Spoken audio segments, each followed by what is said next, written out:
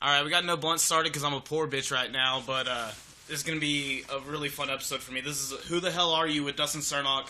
This is, I believe, episode 5 in the series, and man, it's been fun. If you listen to any of them, I didn't expect them, even though I started this off to be things about real conversations, I didn't expect them to get as real as they did. Especially if you listen to the episode 4 with my best friend Phil McDaniel. There's things that I knew about it, but there's things that I didn't, and it just brings our friendship closer. And if you're a person who's a fan of hearing real conversations, I would say listen to that one. It's maybe my favorite one, not only because it's my best friend, just because of how he opened up about his, confrontations with suicide, about his home life, about everything. Everyone that's come on here, they've all opened up real well. But, it's just something about him because you could tell just even in the first bits of it, he's a real shy guy, and that had to be hard for him. And it's been something that, I'll tell you all honestly right now, it's been bothering him past couple of days, like, oh, was that too much and something? And I keep on reassuring him, like, no, that is one of the coolest things you could ever do. And I had a real good time with it. Let's get on to the weekly update. Here's what I'm going to say now. As I said in the past 2 episodes, I want that local band, because I know they're going to hear this at some point. They're from my town, Midland, Texas, Odessa, Texas. They're called Florida Forgive Me. They're this metalcore band, and I really want them to come talk to me, especially now because they posted this video today about... I couldn't really upload it because my phone was being weird, but from the comments, what I got was they were calling people haters, and there's a bunch of people on there talking about building a new venue in Odessa. And since we talk about, local venues on here, primarily with us, the Pine Box, I really want to bring them on and see what the deal is. I don't have a problem with them, like I said, and one of them is actually one of my really good friends. He even works with my mother. But I don't agree with a lot of things they're doing, so I want them to come on and we can actually talk about this and maybe create a friendship that needs to be there, or just part ways. Whichever one comes, I'm okay with it. But since we're talking about venues and stuff, that lets me lead into my guest today. He's a person who I didn't know for as long as I've known all these Pine Box people. He came out of nowhere into all of our lives, and it was a pretty cool thing, to see, like, as a person like me who's drifting away from it and stuff, and it's mainly because you feel like not enough people are caring, and then someone moves from fucking miles away here and then just automatically has this love that we all had in the beginning, and he's the new guy, I think that's pretty cool. So without any further ado, I'm going to introduce my next guest, Alvaro Hernandez of the band Mongrel. What's up, man? How's it going, dude? Good. Oh, dude. I'm extremely happy to have you here. Why? Just... You're a fan of podcasts, that's one thing. Yep, I am. You're a fan of things that I'm a fan of, music-wise.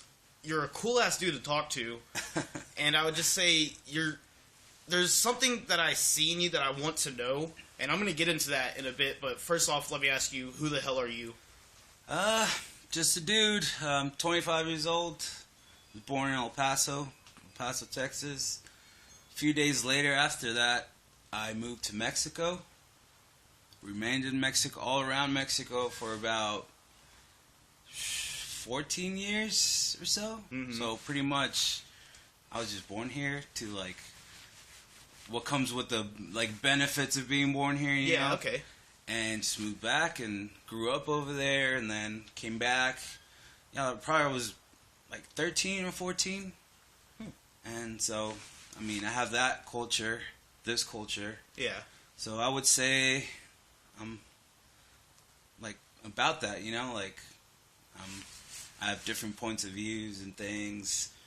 I'm interested in different topics, different things, so that's why I'm here and talk. As a person who, did that, okay, so you were born in the U.S. Yes. And then you lived, you were born here for the benefits, of course. Yeah, I didn't live here or anything. They just crossed the border, had me, went back. All right, I'm a person who has no problem with that whatsoever, and which is really weird coming from this town. I don't know if you've noticed yet. Yeah. But what is that like to you whenever if someone were to tell you, like, hey, what the fuck, why, that's not fair, you got to do that? I would laugh. Shit, what the fuck?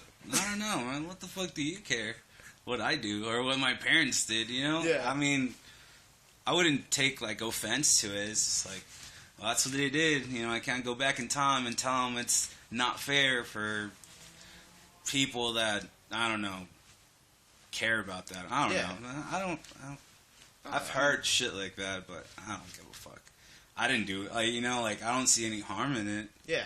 And, well, I didn't really do anything. Yeah, I mean, you're innocent in it all. That's the real thing. Yeah. Like... And even, like, I see why my parents did it. Mm-hmm. You know, I mean, Mexico is probably my favorite place. And it's a really general thing, but just the culture and everything. Mm-hmm. But I can see why they did it. You know, like, I mean... Is Mexico a shitty place? Like, the stereotype? It's... Not that I'm calling it that. Just No. stereotype, like, you know? I mean, the chances of you having a good life, you know, like being well off or like having a good job, they're not great. Okay. At all. So I can see where my parents came from and like, all right, well, maybe this can give him a better life. You know, like if it comes to a time, like he's a legal, like American citizen, you know, so yeah. I can see totally where they come from. You know, some people might not like it, but it can suck it. Honestly, dude, that's a good way to look at it. Yeah. I mean, you should be proud of the fact that like you are a person not born in the U.S. Yeah. You know, I mean, and it's awesome that you get to live here with a place where there is a better opportunity. Yeah, for you, definitely. You know, and that's what your parents were doing the whole time. Yeah, you know that 100%. They were. I mean, it's kind of like, you know, a Robin Hood, steal from the rich and give to the poor. It's pretty much what your parents did. You know, pretty much. Sneak over here, risk their lives. Yeah. Risk their whole lives. Oh, yeah. Like, I mean, not even just, they could have gotten shot there. They could have went to jail. Yeah. Everything, you know, for you to have a better life. And if anyone can't respect that, I don't see the whole thing. And actually my mom her dad was American. Uh-huh. So, I mean, she was born over there and everything, but, I mean, she has, because of her dad, she was legal. You know, she always was. But... I mean, it was trickier for my dad to, like, you know, like, work with it and, like, cross to, you know? Yeah. Like, it wasn't total... I don't want to make it seem like they swam across the river, no. you know? It was, like... It was tricky and, like, risky for my dad, but it was... But, I mean, it wasn't, like, that big of a deal where, like, you know, like, they were in, like, serious danger or, you know? So it's not, like, that crazy. Okay, you know? so I over-exaggerated it. A little bit. No, it's my bad, though. I didn't explain. No, it's totally fine. Man, so, alright, let's get your opinion on comedy right now. If someone were to make a joke like that to you... Okay, let's first get your opinion. Say me, Marcel, anyone, one of your friends, made a joke about, like, the border life or whatever, you know, to you. Would you take that as an offensive thing? Not at all. Well, I mean, there is a line, you know, obviously, like in everything. Yeah. I have a great sense of humor. I'll laugh my ass off about myself. Okay. Or about shit, being a wetback or what, you know, shit like that. I don't give a fuck. But if someone's doing it, like, to hurt me in a way, I mean, it's not going to hurt me because I don't give a shit. Yeah. But, I mean, like, if it's you guys, I'll laugh my ass off. Yeah. You know, and be like, oh, fuck, you got me there, you know, like, what can I say? But, I mean, there's always those people that kind of joke, but not really joking, you know? So, I mean, I'll laugh, but I am a little, like, I've encountered people that are just shitty people, you know, and they're just out to talk shit about someone, you know, or something. So, I mean, I'll laugh about it, but like I said, I mean, if I see, like another intention other than comedy, then it'll bother me. Which, yeah, I mean, it is really easy to tell. Yeah. But my problem is, I face a lot in my life, like, honestly, my whole life, even before I thought about taking a career in comedy or anything. Yeah. You know, me and Tanner, like, that's one of my best friends in the world, and he's funnier than me in every way, and he pisses off a lot of people. I piss off a lot of people. Yeah. We're both two different types of comedy, but they're both types of comedy that can piss people off. Oh, okay. And the thing is, we're never trying to. Yeah. Never. Yeah.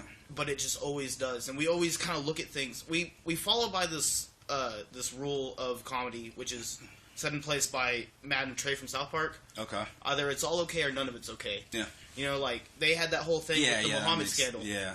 Like, you know, we made fun of Jesus, so of course we're going to make fun of Muhammad. We also made fun of atheists. Like, what are you looking at? And they'll even say, I was watching an interview today where he said that, one of them, I can't remember who, I think it's Matt, he says that he does believe in God and stuff, and even though, like, he thinks the story of Jesus is the most ridiculous thing ever, says the most ridiculous thing in the world to him is the fact that we're all here for nothing and nothing created us and the universe is going to keep expanding. Yeah. You know, and so that's the most hilarious thing to him. So they rip on that. And we rip on that. We rip on atheism. We rip on Christianity. Tanner's a Christian. I'm a Jew. I rip on Jews. People rip on me for being a Jew. Yeah. It doesn't bother me. But there has been times whenever I've told someone a joke, like, okay, I have a friend Tim. I can make gay jokes towards him all day, and he has no problem. He's gay?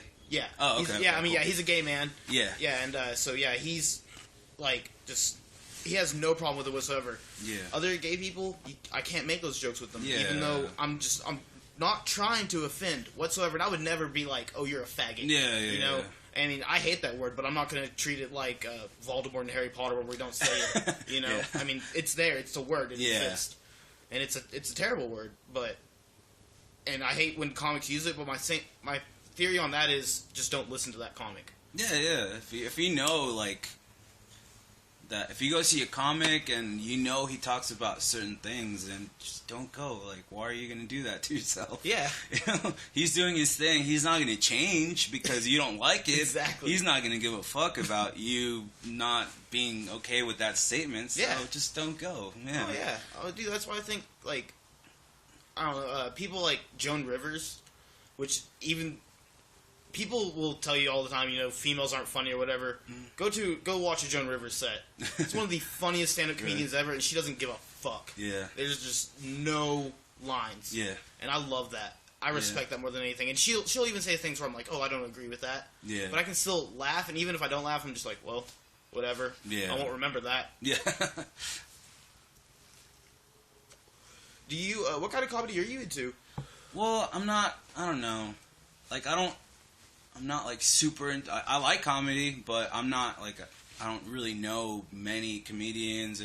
I listen to the Joe Rogan podcast, like, pretty much every day. So, I mean, he's hilarious. Yeah, oh, definitely. His specials are just fucking great. God. That whole thing with him and Carlos Mencia was genius. Oh, yeah, definitely. And then with that, I mean, you got dudes like fucking Joey Diaz. Mm-hmm. That dude is... He's probably... I don't know if, like... comedians are like, oh, he's good or he's bad, but that's probably the dude that can make me laugh the hardest. Really? Yeah. Oh, nice. Just, I don't know. This is really, really funny to me. Him, Joey Diaz, like, and Joe Rogan, sorry. That's pretty much the main ones that I keep up with. Yeah. You know, like, if they put a video of, like, performing somewhere, like, I'll check it out, you know? Okay.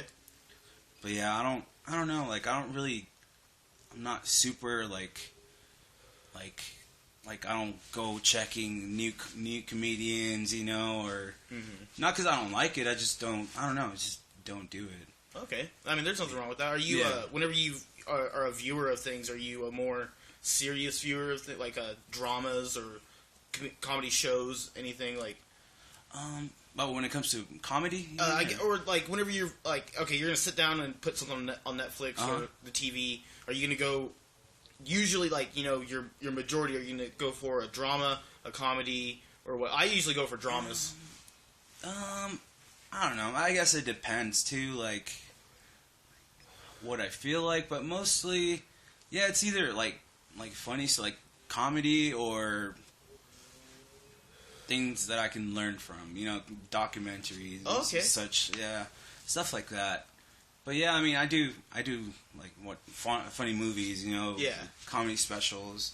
I got the HBO thing on my TV. Oh, HBO Go. So there's like really good like specials and stuff like that. So awesome. Yeah. Yeah, I mean, I grew up, you know, sneaking into my living room and watching blurry HBO comedy specials and blurry HBO porn. Oh yeah, be real. I remember that.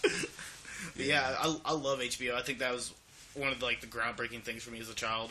Yeah. And even now as an adult. Yeah, like, oh yeah. All the programming is just amazing. Oh yeah. Bill Maher, Real Time with Bill Maher. Oh yeah. crazy. I have a huge love-hate with him. Yeah, same here. Like, I love Religulous, that movie, but also hate it. Yeah. Like, there's parts where he pisses me off a lot, but I get his point so many times. He just does it in a really, like, aggressive, yeah, kind of fucked up way. Yeah. But at times it's like, man, like, he's right, you know? Yeah, that's the whole thing. Most of it, for me, it's like, dude, like, you're right, but chill out. You know? Yeah. That's like, how I see it, man. I don't know. But yeah, I mean, that show, Real Time with Bill Maher, is, I watch that, like, every time it comes out, like, I watch it. And, okay, cool. Yeah. I'm not super into politics or anything, but, I mean, it's good to, like, know some, you know? Oh, yeah, I mean, I watch The Daily Show and Colbert Report like, all the time. I mean, you know, those aren't real news things, but they tell you what's going on. They just put it into a satire form. Yeah. Pretty much. And, I mean, I watch a lot of CNN and stuff, and I'm really into, I love BBC. Yeah. If someone has a British voice, I can just sit there and watch it forever. Like, I agree to that, yeah. I don't even like cars, and I can watch that Top Gear show for hours. Yeah. Yeah. I mean, like I said, I'm not super, like, into politics. I'd rather not get into it, you know? Like, oh, yeah. I know enough to stay away from most things, but I try to keep up with what's going on, yeah, you know? of course. Huffington Post. Oh, amazing. CNN, you know? But, yeah, I'm not super into it. I watch that, like, Real Time with Bill Maher, more for, like, the funny way of looking at it. Yeah, you know? well, yeah, I mean, like, I watch Larry King for the interviews. Itself, not really, sometimes not even what they're talking about, just, like, his question style. Oh, okay. Like, I sometimes learn from it and stuff. Like, I don't care about these fucking wars and whatnot. Yeah. But, I mean, it's good interviews. Yeah, definitely. I'm an addict to that kind of stuff. Yeah. So, something I've wanted to know about you since I've met you. Well, I guess not really since I met you, because I met you a little bit before this happened. Yeah. But, okay, so were you a fan of Ivy League before you moved here? Yeah. What was it like? I mean, I'm not putting them on, like, a pedestal or anything, but, like, what is it honestly like moving to a town where a band that you like's from, and then you get in a band with those guys? It was, like, I remember moving here and, like, talking to my girlfriend and being like, yeah, like, they're from here, so it'd be cool to, like, meet them. Yeah. You know? And, like, I would just think about, like, yeah, like, it'd be cool to, like, hang out with them, like, people at the Pine Box. 'Cause I knew up at the Pine Box. Yeah. From El Paso, like, people talk about the Pine Box over there, like, okay, shows and stuff. So I would always be like, man, it'd be so cool to, like, get close to, like, all the people here, like, dudes in Ivy League and stuff. Yeah. And, yeah, I mean, I'm not gonna lie, it was pretty crazy when, like, it turns out I was gonna play for Mongrel. You know, it was like, oh, sure. Yeah. Fuck yeah. I mean, I remember just seeing you out of nowhere, like, I was like, oh, who's that guy? And I was like, he looks like he's into this stuff. And, like, you were moshing, and I was like, oh, cool, another person who's about this stuff and coming to shows. And, you know, I saw you hanging around the guys. Yeah. And then I see you with a bass. And I'm like, what's going on here? Yeah, I don't think I even know what was going on. Did you play bass? Yeah. Okay. Yeah, I've been playing bass. My first band, I was a junior in high school. Yeah, some guys I knew, they needed a bass player for a band. Mm-hmm. I didn't even know what band it was or anything. And they asked me, like, oh, do you know anyone? And I was like, well, I can play for the band. The thing is that I had no idea how to play bass. Okay. So I just kind of, like, picked it up. I got one, like, cheap, dirty bass from, like, a pawn shop. Mm-hmm. I just started fucking with it and started playing in that band. Didn't go anywhere, but then I started playing bass from that. Yeah. And that's been awesome. Bands ever since. You know, not really, like, super serious, but just playing shows, like, local shows and stuff. Do you take Mongrel very seriously? I do, yeah. It's, I mean, just the fact that I love, you know, the type of music it is, you know, because, like, the bands before, like, it was cool and all, but I never really played, like, what I really loved, you know? Like, the first one was, like, a weird, experimental type of thing, which is cool. Mm-hmm. Like, I'm not saying no, but, and then from that, it went to, like, they started, like, a, like, heavy, like, beat down, like, you know, like, the, like, beat down metal. Yeah, like hardcore, you know, it was, like, pretty much a, like, Do you know For the Fallen Dream? Yeah, Changes? You know that first album, I think it's called Changes? Yeah.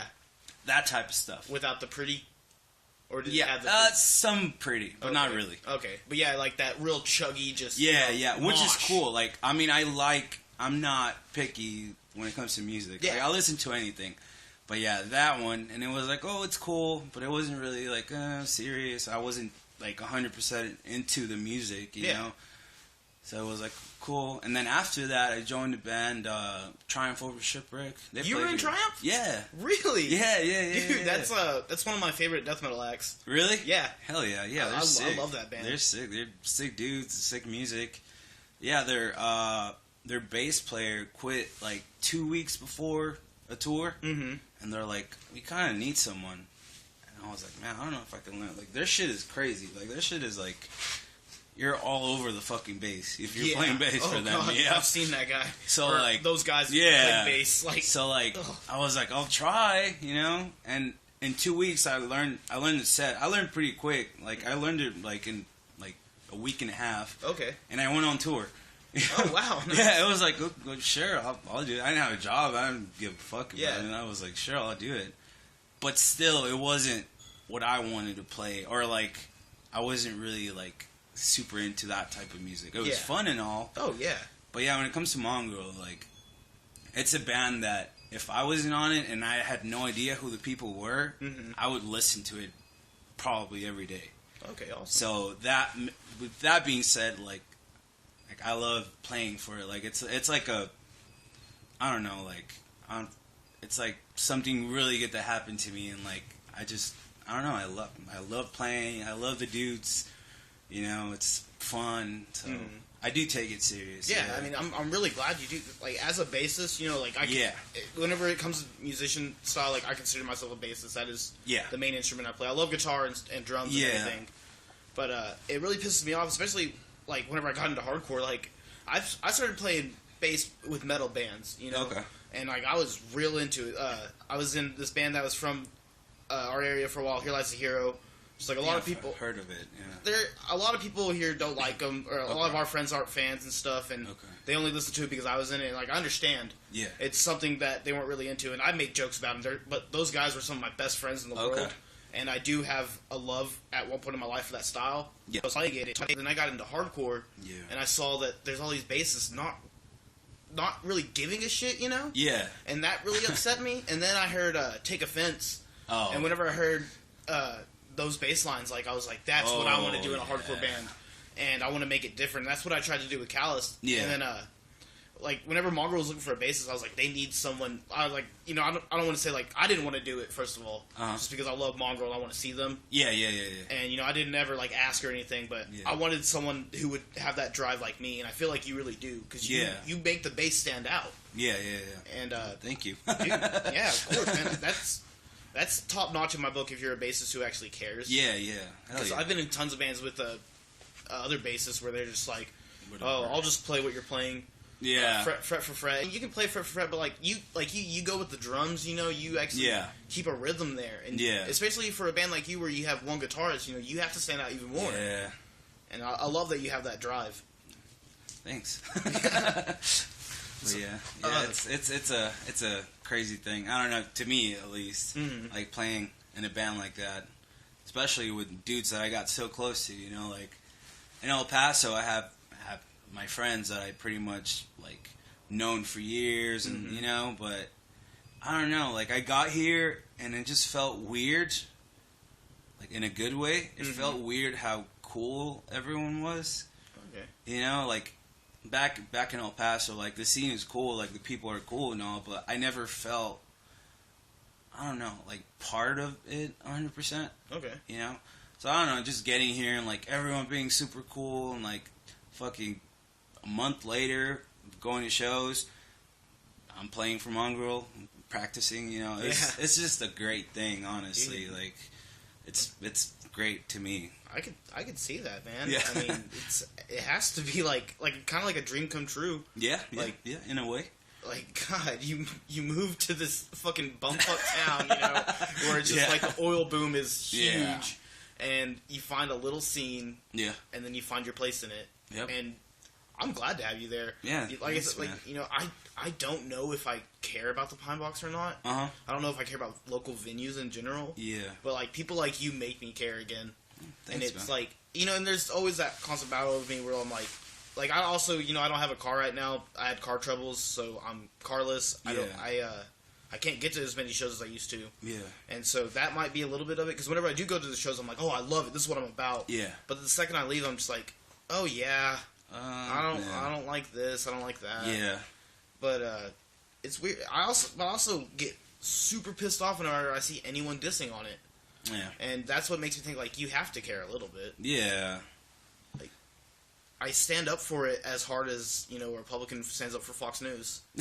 Like, it's just, that's what the Pine Box is to me. It's my Fox News. Yeah. Yeah, I don't know. I mean, I love the Pine Box, but I don't, like, at first I felt like everyone was there, you know, there was a bunch of great shows, you know. I don't know, lately, I mean, I still go whenever I can. It's hard because I work a lot, but I don't know, like, it's the most I've cared about a venue, that's for sure. Yeah. You know, because in El Paso, I mean, we had cool places, but like I said, I was never really part of it. Yeah. You know, but I don't know. I feel you. Yeah, I feel what you're saying. It's a hard situation for me, man, and like, yeah. it's just, I see all these kids around our town now, and they're saying, like, we're gonna build a better venue, and it's gonna have a stage. Yeah. And it's like, why? Why do you care about that? I don't. Yeah. That was the biggest draw to hardcore and punk to me. Yeah. Is that these bands would rather play without a stage. Like, how many? I feel like none of these kids who were complaining about there being no stage, like, they're not talking to the bands and being like, hey, what would you rather do? Yeah. Would you rather be on this huge stage with crowd barriers or something, or would you rather flashing be lights and shit? Yeah. Would you rather be here, up close and personal, in a stinky venue? Yeah. It's cold or it's hot. Who gives a fuck? We're all close. We're all Yeah. here for the same thing. But they don't have that drive. Yeah. It's this younger generation, and I'd never wanted to be that guy who's like, I'm not even that old. I'm 22 almost, and I'm already sitting there like, these youngins fucking suck. Man, I don't know. I think it's a lot too, like, the type of music. I don't know. I've always felt that way. Not saying anything bad about playing something else other than hardcore. Yeah. I feel like, I don't know, like, hardcore is like, I mean, it's pretty much about that, you know? Like, they don't, well, most of them, I'm not, oh, yeah. Yeah, there's some. There are some flashy hardcore Oh, bands. yeah, definitely. But, I mean, for the most part, like, it's about shit like that, you know? Like, do-it-yourself type of shit, you know? But, yeah, there's, I mean, everywhere, I would say, there's always that band that wants flashy lights and, like, badass sound system and a fucking 10-meter stage so everyone can see them, you know? And they don't want to do small tours. They already want to be in a bus. Duh, yeah. Like, they want to be playing fucking Europe within 2 months. Yeah. Yeah, that's I don't know. It bothers me too, but, man, I don't know. Like, I feel like Panky put it real good one day. Like, he said, it's not, like, we don't respect anyone who doesn't want to put in the work.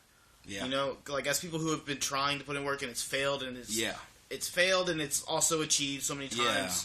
But, like, we keep on trying, and y'all are just trying to take the easy way out. Yeah. Like, what is that shit? Yeah, you can't take, like, from my point, I can't take a band like that serious.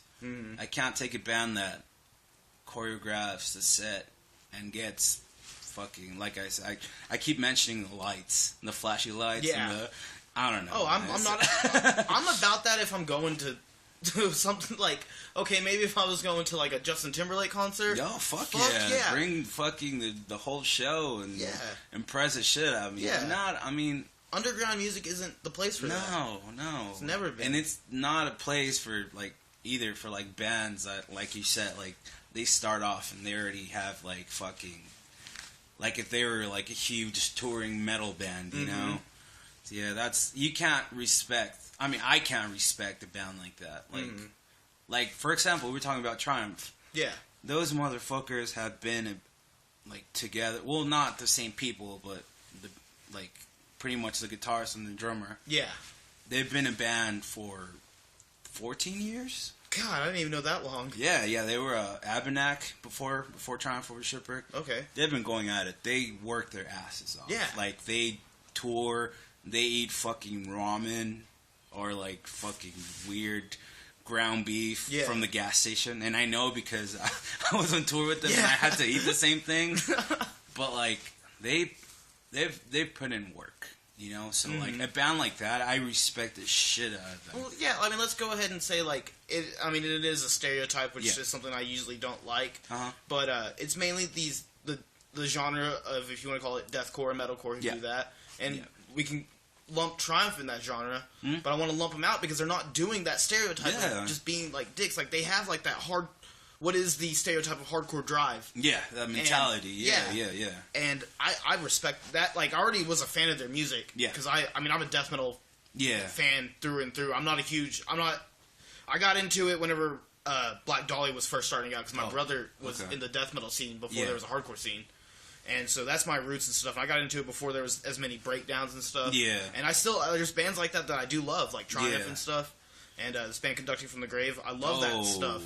Dude. What? You don't like them? I fucking love them. Okay, cool. Fine. I love that band, dude. Actually, because of them, like when I started jamming with them, like fucking crazy ass bands that I've never heard of. Yeah. Like, Into the Moat. Dude. It's like one of the craziest things I can listen to. Still to this day, I listen to it. Like, that's another thing. I don't give a shit if I listen to hardcore and then 30 minutes later, I could play fucking Into the Mode and headbang. You know, like I don't give a fuck about any of that. No, and I think that's the way that it should be. Yeah, we honestly should be. And like that's another thing that pisses me off about hardcore is like I put this way in a tweet one day, and it's like stupid to tweet things, but like I thought it was right. I put it in like quotations, and it was like, "We should all be here for the same thing. We all love each other. Music is the same. Passion is passion. Love everyone." End quote. Hardcore vocalist who will later tweet about shitty band. And it's a problem. I've done it. I'm a huge fucking person who's guilty of it. A lot of my friends are. It sucks. I try and stray from that. Yeah. No, man. I'm honestly, like I said, I can listen to fucking Foundation, and then next to that, I play Black Dahlia. Like, I don't give a fuck about the quote-unquote stereotype of hardcore, or like, why are you listening to that? That's not hardcore people don't listen to that. Well, I don't give a fuck, you know. And if you don't like it, then fuck yourself. Yeah, exactly. I'm gonna listen to what I want to listen to, and like I don't care. Like, I really don't give a fuck. Like I told you earlier, half of the shit I listen to is in Spanish. Okay, yeah. So, I'm pretty sure that's not hardcore. At all. Because that doesn't exist over there, pretty much. So, with that said, growing up over there, like, I'm not going to stop listening to the things I grew up with and I love, like, with all my heart. Yeah. Just because some dudes only listen to hardcore and only have a mind, like, big enough to listen to the one thing and talk shit about people that listen to something else. Oh, yeah. You know, like, I'm all about listening to every fucking thing you want to listen to. Yeah. If your best friend doesn't like it and he talks shit about you, then he's not your best friend, because he shouldn't give a fuck about what you listen to. Yeah. You know? So, I don't know. I think that part is really stupid, and I agree 100% with you. Oh, yeah, I mean, I think it's real dumb. I think that anyone should be able to, like... So many people, I'm going to say right now, I'm going to have him on one day. A lot of people think that Marcel's like that. And I want to break that mold right now and say that Marcel is not a typical hardcore dude. Oh, because he loves not. Dave Matthews Band. Yeah. And I've given him so much shit, and he just gets pissed. He'll be like, fuck you. Yeah. Listen to one Dave Matthews song and tell me that's not brilliant songwriting. Yeah. I'm like, well, I can't say that. Yeah. But I can say it sucks. Yeah. Well, yeah. No, he's not like that at all. Oh, no. He listens to, like, a lot of shit. Yeah, I mean, those are the kind of people in hardcore I like, that I look up to, respect. Yeah, I don't know, man. That's my thing, at least, you know, like, I'm not gonna do something just to please someone. Yeah, you know? Like, actually, I was talking to a friend earlier. It's a little off subject, but not really. Oh, that's fine. Like, Super Bowl. Okay. He was talking about the Super Bowl, and he asked me like, dude, where are you gonna watch it? Like, he's from El Paso. Where are you gonna watch it, or what are you gonna do? I was like, I'm not gonna watch it. I don't give a fuck about football. I mean, I'll watch a game every now and then. Like, my dad likes the Redskins a lot, so I'll watch a game with him, you know, but I could give a shit less about the Super Bowl. Like, I don't give a fuck. He started saying, like, man, you're not a man, you're stupid. I was like, man, I'm sorry. I'm sorry I wasn't created exactly like you to like the same things you do, you know? Yeah. So it's pretty much the same thing with music, you know, with the whole definitely. hardcore thing. Like, I'm not gonna fucking fake like something just to be cool. Yeah. You know? If I don't like it, I'm gonna tell you. Yeah. And I'm not gonna talk shit because you're you and I'm me. Yeah. I mean, music is high school. That's all. The music scene is high school. There's cliques. Yeah. You know, it's just the cool, the not cool. Yeah, we got the football players. We got the soccer players. We got the swimmers. You know, we got this whole just diverse groups of things. Yeah, yeah. And we all need to actually put in that mindset that a lot of us say, but don't do. You know, we are all just music. Yeah. Like I have. Back to that Florida Forgive Me band that I talk about on here. My friend Michael Hoffman is one of my best friends in the world. He works with my mother. We have total different tastes on music. Yeah. We have some similar tastes. Yeah. But that doesn't stop us from being friends. And whenever I call out that band, I feel like he's one of the only people who's not doing the things that they're doing. Yeah. You know, so like I respect him for that. And it's just like you don't have to not be friends with someone or even acquaintances just because they have a difference of opinion. It doesn't make sense. And I feel like you should be able to talk about that. That's something that drives life around, you know, is all of us having different opinions to be able to talk about them. If it was like that and it was supposed to be like that, I probably wouldn't be friends with 80% of the people that I'm friends with because, like I said, I come from another place. Yeah. You know, like I like different shit. I was raised differently. Mm-hmm. You know, like I don't think it should matter. Like I don't even think that two best friends should like the same things. You know. Oh yeah. I definitely agree with that. Now, as a person who isn't, like, you know, the hardcore and punk music influenced you, a lot of people who are influenced by that are usually people, you know, that have, like, parent issues and stuff. Like, I don't have the best relationship with my parents and stuff, and I hear these vocalists talk about that, and it drove me towards it. Yeah. Did you have a good relationship with your parents? Yeah. Yeah. Honestly, I mean, because it seemed like they have an undying love for you, because going back to how you were born. Yeah. Honestly, I can tell you, it's going to sound really cheesy, but I can tell you, like, straight up, my dad's my best friend. Okay. Always has been, and probably always will be. We have some, like, we grew apart when it, like, certain topics. Now that I'm pretty much a man, I'm grown, you know, I have my own beliefs, you know. Okay. So, like, we argue every once in a while, but I mean, I couldn't have asked for a better dad, and my mom too. Like she's dope. Yeah, that's awesome, man. Yeah, I mean, it's really good to see people actually come from, you know, a good home and like still enjoy like these darker parts of life. Yeah. Like, oh man, it's hard. I grew up, you know, getting called gay my whole life. Like one of the reasons why like I stand up for gay people so much, not only because, you know, Tim is one of my best friends. I've known him since I was 5.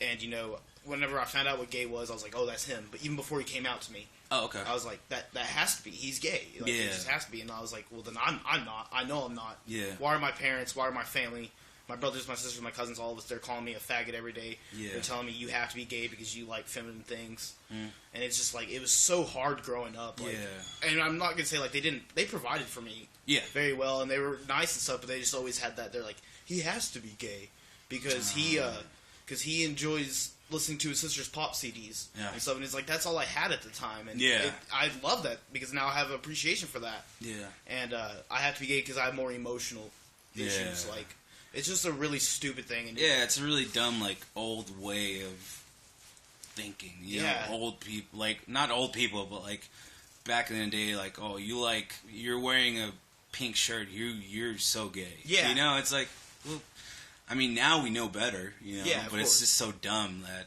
that's how it was for a long time. I mean, I hate that kind of stuff. I hate bullying. I was bullied Yeah. Like, my whole life. I still get bullied sometimes. I still run into my old bullies, and they still do it. Really? Yeah, dude, it sucks. You should call me next time. I'll whoop their ass. All right. Yeah. I mean, because, you know, I've fought. I've won, like, maybe 2 fights out of my life, you know, and I'm okay with it. I don't like fighting. I think it's stupid. Yeah. The only time I've ever wanted to fight someone was whenever he struck my friend's sister. Oh, yeah. And, you know, we confronted him and stuff, and, you know, that's the way that I think fights should occur, whenever it's actually something neat. You're standing up for something good. Definitely. But, like, I would be walking home, you know, and I went to this school here in Odessa called Hood Junior High. Okay. And, I mean, I've seen it. It's over on 42nd, just, like, right over there. But, yeah, like, they called us the Hood Rats, the Hoodlums. Like, it was a bad school to go to. Okay. I would say that the school that my friends went to, Bonham, was even worse, where they had to walk head down. You know, shit. Yeah, I mean, but I also had to do that. My problem was that didn't matter if my head was down or not. Yeah. I was going to get slammed into the locker. I got the stereotypical swirly. Yeah. I got, they messed with my trumpet. No, like, they pissed in my trumpet one time. What? Yeah, man. Fuck. That sucks. It's such a shitty life. But, I mean, that's what's made me, like, that's why I'm such a, like, I mean, I'm not going to say, like, I'm hilarious, but, like, I have a joking personality. Like, I try and be funny. Just because, like, one of the only ways I got out of it was being funny. I remember in 9th grade is whenever it all changed, because, first of all, they were like, hey, man, we heard you smoke weed. Race was a big issue there. Oh, okay. It was mainly a predominant Mexican school, and that was the main group of people who were beating me up, because, quote-unquote, Mexicans versus skaters. And I wasn't even really a skater. I mean, I wore the shoes or whatever. Yeah. And so, you know, they would come after me. And then 9th grade, they were like, hey, man, we heard you smoke weed. And I was like, yeah? And they're like, we smoke weed too. Man, we should be hanging out. I was like, yeah, why do you think I fucking smoke weed? Because you beat me up every day, you assholes. And, like, I told them that, and they, like, all started laughing. Yeah. And I'm friends with some of them now. I'm friends with some of the guys that used to beat me up. And it's weird. Yeah. I actually, the downfall of my life was, my sister got impregnated by one of my bullies. What? Yeah. Oh, shit. I used to play the Yu-Gi-Oh cards at our local mall. Yeah. And, you know, big old tables. Like tournaments and stuff? Yeah. Like, I was real into it. I still play Yu-Gi-Oh. I love that game. And, you know, these guys would come over and they'd flip our tables. That was like, the rock started rolling down the hill. Yeah. And then I get on the swim team, and it turns out that the junior high swim team practices in the morning, but the high school divers also practice in the morning. Okay. And who were those high school divers but those guys who were flipping over my damn Yu-Gi-Oh cards? And then, you know, they start whipping me with towels in the locker room and drowning me, and they drew dicks on my shoes, and then they start hanging out with my sister. Oh, shit. And then my sister's pregnant. Fuck. And now I'm, like, related to that dude by baby. Yeah. Man. And then she actually ended up dating my next bully. What? On my sister's part, though, she had no clue. Oh, okay. Yeah, well, that's thank good. God she did not know any of this was going on. Oh, okay. And she regrets those guys, too. She doesn't regret her child, of course. Yeah. But she regrets those men. Oh, okay. And especially, like, the second one, because he was, woman beater, beat the shit out of me and her, you know, just, like, one of the reasons, like, I love seeing Rotting Out live is whenever they play Iron Jaw Angel. Oh, yeah. Like, I lose my shit just because, like, that is... Such a, like, strong, like, song. Yeah. Like, lyrically. Yeah, I mean, and, like, I sit there and I think, like, yeah, I used to sit there and watch you get beat while I'm sitting there holding my stomach because I got punched in the stomach or whatever. Yeah. You know, and this guy, like, he threw a chair at her and my nephew. Like, she's holding my nephew and he threw a chair at her. You know, like, he was just such a piece of shit, and it's made me so punk, anti-bully, anti-government, anti-everything. Because everything he stood for, I was against. He was a diehard Republican, only wanted to watch Fox News, and he was a bull rider. He's fucking typical redneck. Yeah. And, you know, he hit women. I was just like, I'm against all of that. Yeah. And then I heard these bands, and I was like, okay. Yeah. they know what I want. Yeah. Yeah, I mean, it's... God, but in a way, I'm actually kind of happy it all happened. Because it's maybe where I am now. It makes, like, shit like that makes you who you are. Even though, like, sometimes, I mean, sometimes people turn out, like, not a great way because of shit like that, you know? But for the more, like, I got bullied, you know? Like, for exactly what we were talking about earlier, like, perfect parents, you know? Like, even though we were poor as shit, like we lived in a little room, had fucking dirt floors, you know. Okay. Like, but we were always like super close. Mm-hmm. So I got bullied for that. Just for your parents just like love you. like dudes that I don't know hated someone, and they saw me like cool. Like my dad was always like a teacher where I went, so like we would always hang out and stuff. Yeah. So it was always like, oh, you pussy, like, oh, dude, daddy's boy, hey, man. and shit. Even though I hate bullying so much, I remember one of the ways I met one of my best friends was this guy, Skylar Stalkup, and he was my choir teacher's kid. Oh, okay. And I remember I was sitting there in band, and I was like, I turned over to him because we were having a conversation. I was like, yo, dude, I heard the choir teacher's kid comes here. We should jump him. And he's like, yeah, we should. We should jump him.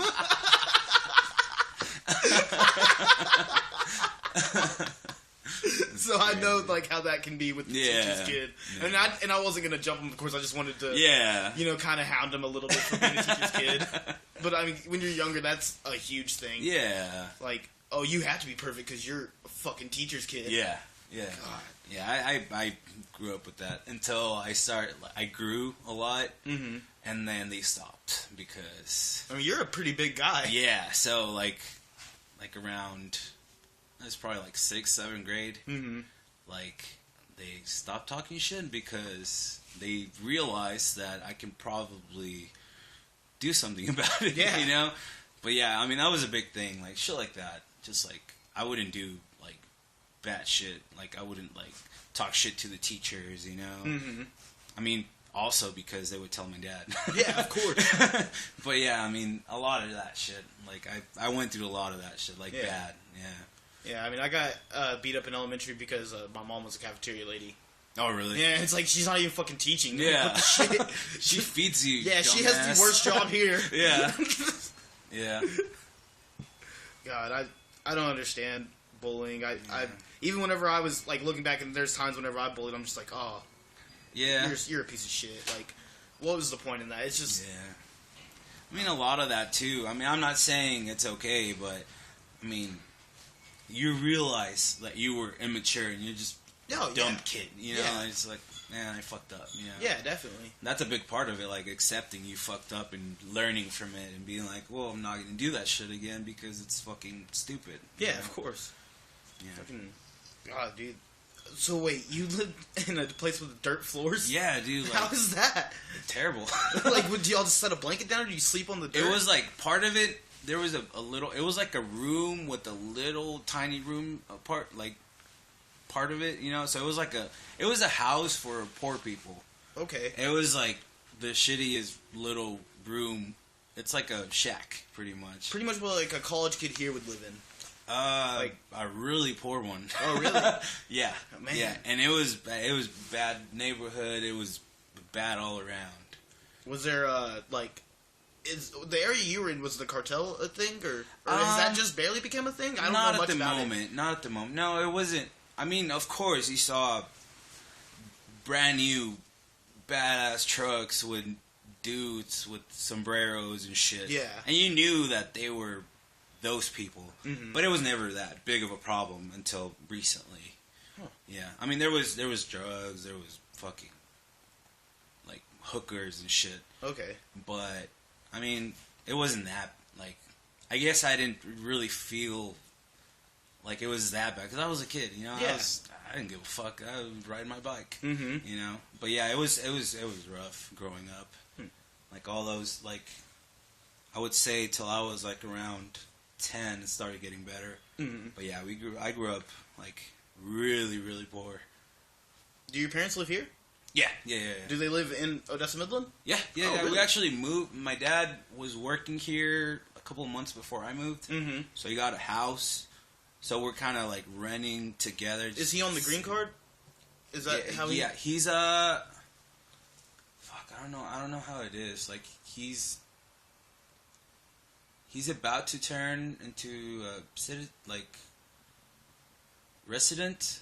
Okay. Yeah. So he's good. He doesn't have to like they're not gonna try. There's no legal action gonna be taken. No. All right, that's good. Yeah, definitely. Because I'm against that. Like, I fucking despise whenever I hear people getting deported. Oh yeah, I mean, even I come from over there and all that, but I mean, there's times where, I don't know, like, you see some people and it's like, man, like, just stay over there. Yeah, you know? I can see that, honestly, too. There's different, like, if it's a hardworking family, you know, like, they have kids, they work, they pay taxes, you know?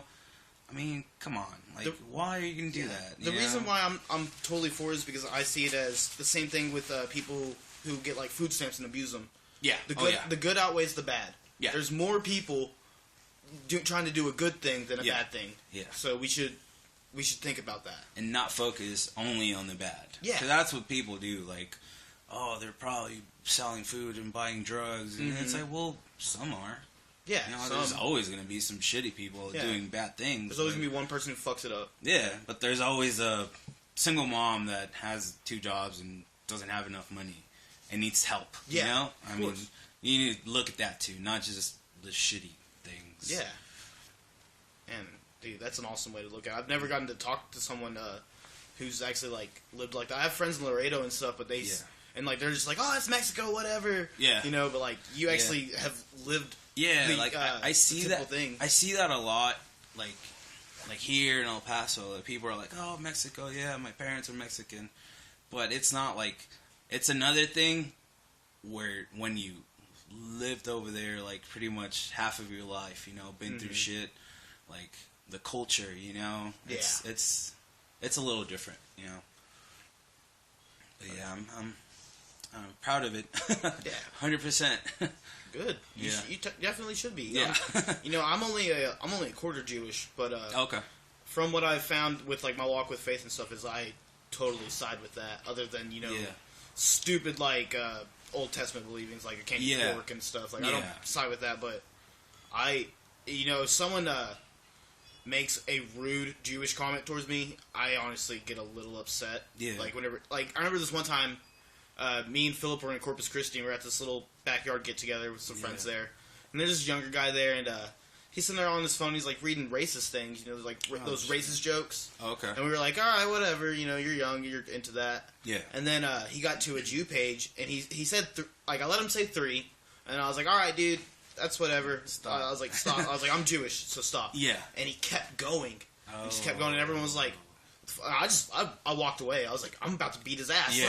Like, don't talk about my people like that. Like, that's just not right. Like earlier, like I said, like, I get jokes, I'll laugh about them, but when it's like that, and like you tell someone, like, dude, like, you're kind of pissing me off, and they just keep going or laugh about it, then that's not.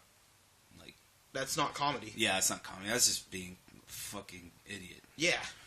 Like, I hate racism, but I love racist comedy when it's done in the right way. Yeah, definitely, yeah. It always can be. And, you know, I totally agree that, you know, a black man should be able to make a black joke, but also agree that a white comedian should be able to make a joke on blacks as well. Yeah. You know, it's all open game, but you also got to think as a person going for that opposite race. Yeah. You know, there is a line. Like, yeah. I mean, yes, I say, you know, either it's all okay or none of it's okay, but still, like, I still even think Matt and Trey of South Park, they still think, like, we're not trying to make people cry. Yeah. We just want them to kind of open their mind to it. Yeah, yeah. And I don't know. Another thing is that there's people that just want to be offended, you know, want to make a scene or, like, be the victim, you know? Yeah. So that's another thing. I mean, there's a lot of, like, I don't know, another Mexican dude that was here talking to you would have gotten offended, I don't know, 1,000 times for no reason. Yeah. Because he's stupid, or that's all his mind can reach, you know? But yeah, there's a point, like, it could turn from comedy into something else if you're just being an asshole. Oh, yeah, definitely. I mean, are you a Richard Pryor fan at all? I heard from the Joe Rogan podcast, and I heard a couple things, and he's funny. Dude, he has one of the best, like, him and Chevy Chase on SNL, and I think it's one of the best, like, sketches ever made. Yeah. And because it deals with racism perfectly. Okay. And it's like, they're saying, like, words to each other, like, that will, like, what offend, or you say a word to me, and you say the first thing on your mind. Oh, okay. And Chevy Chase gets really offensive with it. And, like, he's just, like, he says, like, spear chunker. And he's like, honky. And he goes, porch monkey. honky honky, and he goes nigger, and he goes dead honky, and it's like that is perfect right there. Yeah. And then he gives him the job, and he says, "You'll be the highest paid janitor in the world." Like, see, so like those are situations where it can be okay. Yeah, definitely. But I mean, if he was just straight up walked out there and called Richard Pryor, he's like, "You're a nigger," and then it was supposed to end. Yeah. Or something like, "Whoa!" Be like, well, that's a little too far. Yeah. And another thing, like, I love. Do you watch Chappelle's show? Yeah. The nigger family. Yeah. Got Yeah. niggas. Yeah. Like, that is funny. I think that race can be dealt with in a good way. And Yeah. same thing with homosexuality and then like heterosexuality. Yeah. It all can be joked with. Even something as severe as rape, I think can. Yeah. If you're as long as you're not, I agree. you can't say like. You can't look a girl in the audience and say, "I'm going to rape you tonight." Yeah. You can't do that. But you can make up a fictional story about a man or a woman, you know, getting raped. You can make it funny. There's ways to do it. Speaking of rape jokes and shit like that, I was listening to Tosh earlier. Okay. Oh my god, that dude is... I forgot to mention him earlier. You like too. Tosh a lot? Yeah. I'm not a huge fan. He's so extreme. I don't know. It just I don't know. Okay, my thing is I love his stand-up. I'm not a Tosh.0 fan. Oh yeah. That's I saw a special. I don't know what it's called, but it's a special on. Okay. I think it's on Netflix or something. But yeah, he's so like borderline. You know, edgy, like, and then like he's like, "I'm just gonna keep this joke going because it's making you uncomfortable." Like, it's gonna get worse. Yeah. Yeah. I love that. Hell yeah. I love. I try to dissect comedy now. Yeah. If you're into documentaries, I'd say if you ever want to get into like more into like finding out about comedy, there's tons of comedy documentaries on YouTube and Netflix. Like they just did this one. Ben Stiller does one every year now. They have two. It's called Ben Stiller's Roundtable. Okay. Find those on Netflix, and they talk about like dissecting comedy. Oh, okay. Like the actual art of doing it. Oh, okay. And so I'm trying to get into that and finding out more about like what makes everyone laugh. Yeah. You know, what are the jokes that you can go anywhere with, and what are the jokes where you can only go select places. Yeah. It's a really cool journey for me, at least. Yeah. It sounds fun. Yeah, I mean, I love that stuff. I'm also a big reader. Do you read at all? I try, but I'm always like, I'm so like, I just, like a fly could fly in front of me and I'll just look at it and I'll forget what I'm doing and I'll get up, you know? I try, like, I really do, like, before going to sleep, for example, like, I'll sit there and try and read, but, I mean, not as much as I would want to. I mean, I know you're into like comic books too and stuff. Like, I mean, that counts as reading. Like, you've gotten more into that recently, haven't you? Yeah. I was into it like growing up a little. I wasn't super into it, but like there wasn't really much to do where I grew up. Mm-hmm. And there was a place like a supermarket that had some. Oh, did y'all have the Spanish only comics? Yeah. Okay. Oh yeah, pretty much all the ones. Like I didn't know English or anything. Yeah. So that's all I... Okay, because they were talking about on Fat Man on Batman the other day, like, this one artist, he would go and get the Spanish-only comics, and I didn't even know that existed. Yeah. And, like, they had some of their own superheroes and stuff, too? Yeah. There's some, like... I never really got too much into, like, the weird, like... It was always, like, Spider-Man, Batman, Superman, There was some, like, original ones, I guess you can say, but I never really paid much attention. Yeah, I was always into the classics. Yeah. Do you find it easier to read a comic book than a regular book? I mean, I obviously do. I mean, I love them both equally. I mean, it's just, you know, that you're sitting there looking at it go down. Yeah, that's the big thing. But another thing, like, when I do try to read, like, it's the same as, like movies and stuff. I rather like, read a book that's gonna either make me a better person or I'm gonna learn something from it. You know, so I would go more to the like a good book about, I don't know, religion or something I want to learn about. You know, not that I'm religious or anything, but like topics that I'm interested in. You know, but I mean, reading a comic is like fun. Yeah, of course. I mean, and if you love art, like how could you not love? Yeah. Some of the best artists are in the comic industry. Yeah. All right, so we're hitting our time now. We're about an hour. Oh shit! Do you have anything that you'd like to plug? Not really. Like I mean, the band or anything. Like, where can we find y'all's music? Mongrelitos.bandcamp.com. All right. Oh, by the way, I have some shirts that we got recently. I was gonna bring you one, but I forgot. Oh, I'll get you one for sure. Oh, tight. Thanks, man. I'd love it. Yeah. We have those up at the Big Cartel. It's the same, Mongrelitos. Oh, cool. Big Cartel.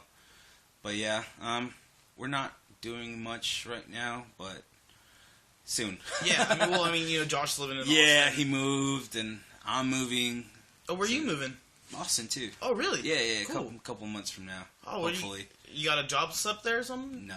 No? I'm just saving up a lot of money, so I don't have to worry about it. Nice. Is there an appeal about Austin? Just a lifestyle that you can, have over there. It's easier for me to find a good lifestyle over there. Oh, yeah. Or interesting things than in a city like Midland. Or El Paso. Understandable. But yeah, mostly that. Music, awesome. All that. Yeah. Well, yeah, I mean, I'll see you there in a couple of years. Sounds good. Yeah. Sounds like a good place for you. Dude, oh God, it is. Man, one day, the goal by next year is to, of course not this South by because we're not big enough, but I plan to have this big enough to where I can get a live show at South by somewhere. That'd be dope. I want to have the underground artists come because they do a lot of live podcasts at South by. Yeah. But it's all for the comedians and celebrities. Yeah. We don't get those bands. Yeah. And that's a huge part. I mean, I know the movie part of South by is huge too. Oh yeah. But what about this music? And I don't want just the hardcore bands either. I want the weird fucking bands too. Yeah, crazy bands underground bands. Yeah. I just want people, and hopefully I can get this big where I can get this going. I'm done trying to tour in a band. I still want to play in bands. Yeah. But this is the goal. If I'm going to tour anything, it's going to be this. Fuck yeah, that's a good thing. All right, man. Well, yeah, I'm going to get my plugs. Of course, if you're in the Midland, Odessa area, go to the Pine Box. 510 South Big Spring in Midland. It's a really fun place. If you're into any type of music, go check out your local venue. You can find a flyer for it at Starbucks probably. Or Hastings, anything. You can find local music around your area, even if you have to drive a bit. If it's really worth it to you, you can. I'm going to say, go listen to the Geekers podcast. That's the foundation for the network. Spread this out as much as you can if you're a listener. Subscribe to both. We're going to have more coming soon. We got James Cordero and Eric Pagel they were Black Lantern. Eric Pagel's in Ivy League. Nice. They're coming out with a podcast. I want to be here for that. I don't know what it's called. I don't know if this is the name, but I'm pretty sure this is what he said it is. 2 guys, 2 blunts, 2 live crew. Perfect. So, yeah. So that's coming out. Gus and Andy from Moving Forward, or Gus, Andy, and Brian. I think the Moving Forward guys are going to start a podcast soon. They talk about it, and, we're all on Moving Forward time. Once we get those interviews up with them, you'll realize that they are fashionably late for everything, including writing, and so that'll probably be a monthly podcast coming out. But yeah, man, thanks Alvaro for coming out, man. Anytime.